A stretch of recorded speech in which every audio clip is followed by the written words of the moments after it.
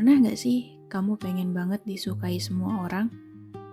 Dan pernah gak kamu nanya ke diri kamu, sebenarnya kamu sendiri suka gak sama diri kamu? Halo, selamat datang kembali di ruang kecil ini. Hari ini aku pengen bahas sesuatu yang relevan banget buat kita. Kita yang tiap hari hidup di timeline penuh dengan ekspektasi, perbandingan, dan juga komentar orang. Buku The Courage to Be Disliked atau Berani untuk Tidak Disukai, karya Ichiro Kishimi dan Fumitake Koga, ngasih pandangan hidup berdasarkan teori psikologi dari Alfred Adler. Buku ini menuntun pembacanya buat memahami kalau bahagia itu bukan kemampuan, tapi keberanian. Bagian pertama, masa lalu tidak menentukan masa depan kamu. Trauma tidak menentukan hidupmu, tapi kamu yang menentukannya. Ini adalah salah satu kutipan di buku ini. Kalimat ini kesannya kayak omongan motivator banget kan ya? Tapi ada sudut pandang yang dalam di kalimat ini. Ini bukan tentang melupakan masa lalu, bukan juga tentang pura-pura kuat. Tapi ini tentang menyadari bahwa masa lalu itu hanya sebuah penjelasan, bukan sebuah vonis. Sederhananya, masa lalu sering disandingkan dengan sebab akibat. Contohnya kayak, aku selalu insecure karena dulu teman-temanku selalu meremehkan apapun yang aku lakukan. Aku selalu takut buat memulai karena dulu aku pernah segagal itu. Atau yang paling relevan, aku jadi people pleaser karena pola asuh orang tuaku dulu. Mereka yang dari kecil dibesarkan dengan prinsip, kamu anak baik kalau kamu nurut. Atau sering mendapat cinta yang bersyarat.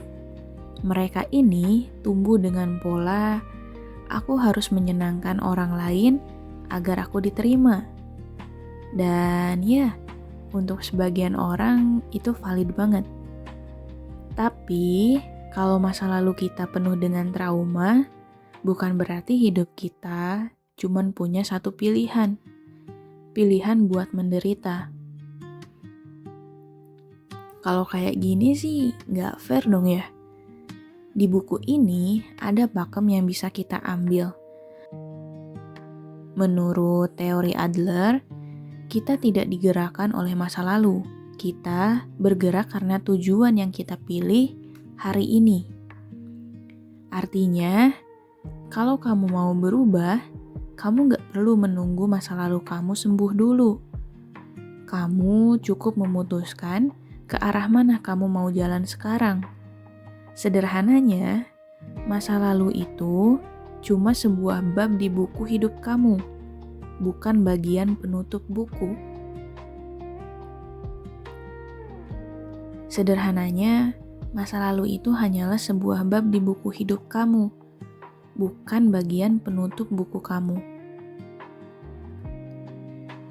Bagian 2.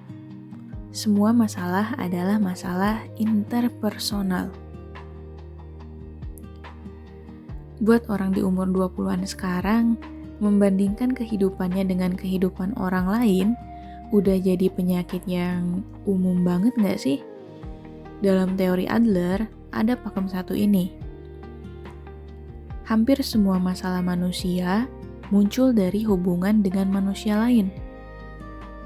Ketika kita merasa nggak cukup, itu muncul karena kita membandingkan diri kita dengan orang lain. Ketika kita merasa gagal, itu muncul karena standar yang kita bayangkan adalah standar keberhasilan orang lain. Bahkan, ketika kita takut memulai sesuatu, itu muncul karena kita takut dinilai negatif sama orang lain. Ada konsep di buku ini yang bisa jadi tamparan buat kita yang lagi ada di posisi itu. Kalau kamu hidup hanya untuk memuaskan orang lain, kamu tidak akan pernah benar-benar hidup. Sederhananya, bandingkan dirimu dengan dirimu yang kemarin, bukan dengan orang lain hari ini. Sebenarnya sih kalau membandingkan, bisa kita lihat dari dua persepsi.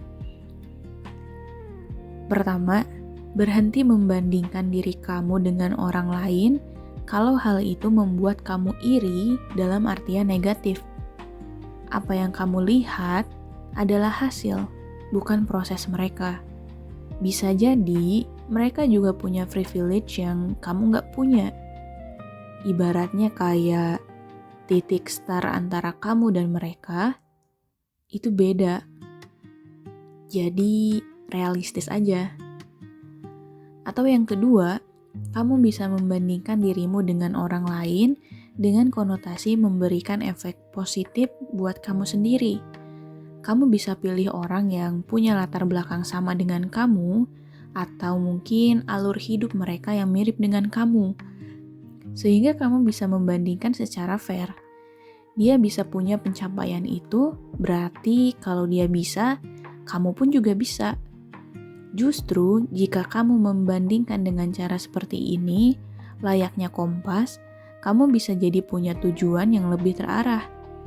Kamu bisa mencontek langkah apa aja yang diambil buat dia ada di posisi itu. Bagian 3. Abaikan tugas orang lain. Kebebasan sejati adalah ketika kamu berani tidak disukai. Itu adalah salah satu kutipan yang menurutku powerful banget di buku ini. Kalau kamu perhatikan, hampir semua kecemasan kita itu datang dari dua hal ini. Pertama, takut mengecewakan orang. Kedua, takut terlihat salah di mata orang. Padahal nih ya, hidup kita kan bukan tugas mereka nih. Dan penilaian mereka pun bukan tugas kita. Bagian ini adalah inti yang paling praktis dari konsep Adler itu sendiri, yaitu task separation, atau memisahkan tugas kita dengan tugas orang lain. Kata buku ini, hidupmu jadi rumit karena kamu terlalu ikut campur tugas orang lain, dan kamu biarkan orang lain ikut campur dalam tugasmu. Belajar atau tidak, itu tugasmu. Penilaian tentang belajarmu, itu tugas orang lain. Mengungkapkan pendapat, itu tugasmu. Setuju atau enggak, itu tugas orang lain. Kamu tidak hidup untuk memenuhi ekspektasi orang lain, dan orang lain pun tidak hidup untuk memenuhi ekspektasi kamu.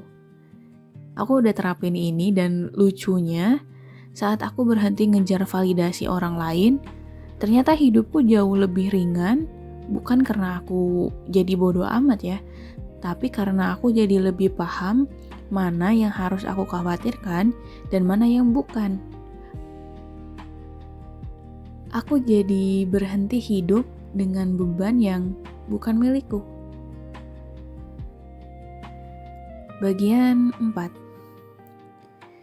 Dunia itu sebenarnya sederhana, kitanya aja yang ribet.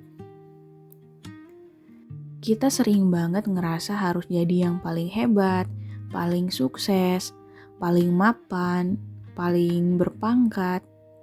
Padahal hidup bukan tentang jadi nomor 1. Hidup itu tentang kontribusi, bukan kompetisi. Konsep dalam buku ini adalah community feeling. Hidup dengan rasa keterhubungan bukan untuk mencari pengakuan.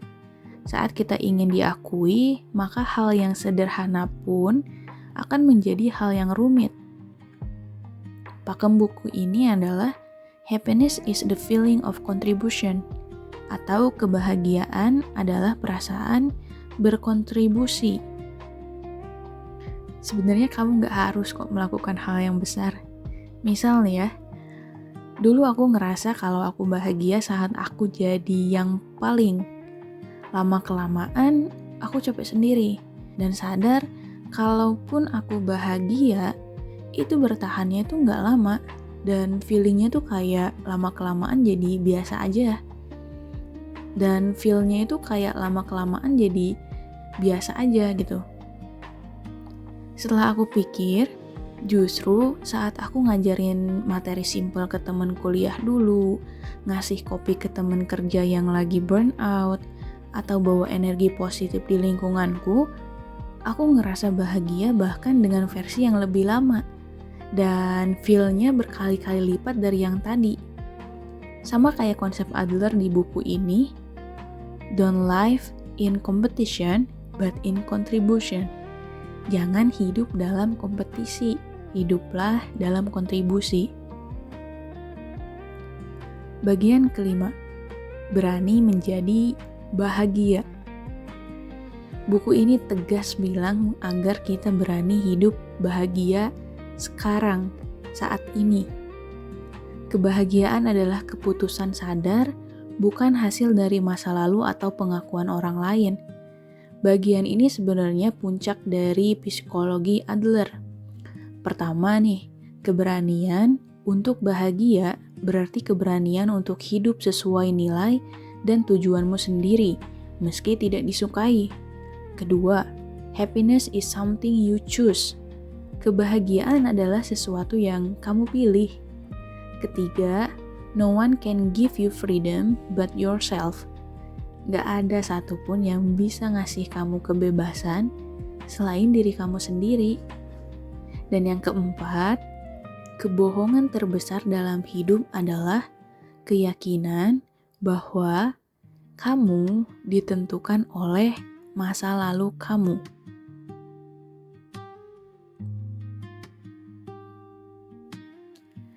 Untuk mencintai diri sendiri, kamu harus berani untuk tidak disukai orang lain. Dan bukan karena kamu kurang percaya diri, tapi karena kamu kurang berani untuk bahagia. Nah, itu tadi pembahasan kita kali ini. Gimana? Ada bagian yang kamu banget nggak? Kalau kamu ngerasa video ini bermanfaat, kamu bisa like dan juga tulis pendapat kamu di kolom komentar ya. Dan jangan lupa untuk subscribe, biar kamu gak ketinggalan obrolan hangat lainnya. Sampai bertemu di video berikutnya dan bye!